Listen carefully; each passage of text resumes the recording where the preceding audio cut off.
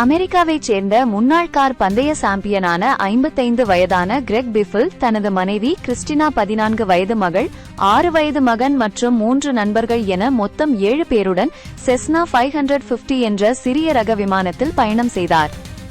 ஸ்டேட்ஸ்வில் விமான நிலையத்திலிருந்து புளோரிடாவை நோக்கி புறப்பட்ட இந்த விமானம் சுமார் 2000 அடி உயரத்தை அடைந்தபோது திடீரென கோளாறு ஏற்பட்டது. இதனால் விமானம் அவசரமாக ஸ்டேட்ஸ்வில் விமான நிலையத்திற்கே திரும்பியது. அவசரமாக தரையிறங்க முயன்றபோது கட்டுப்பாட்டை இழந்த விமானம் ஓடுபாதையை தாண்டிச் சென்று ஆண்டேனா மற்றும் சுற்றுச்சுவர் மீது மோதி பயங்கர சத்தத்துடன் வெடித்துச் சிதறியது. இதில் ஏற்பட்ட பயங்கர தீ விபத்தில் விமானத்தில் பயணித்த 7 பேரும் சம்பவ இடத்திலேயே உடல் கருகி பரிதாபமாக உயிரிழந்தனர். கார் பந்தய சாம்பியன் கிரெக் பிஃபில் தனது குடும்பத்துடன் உயிரிழந்த சம்பவம் அமெரிக்காவில் பெரும் சோகத்தை ஏற்படுத்தியுள்ளது.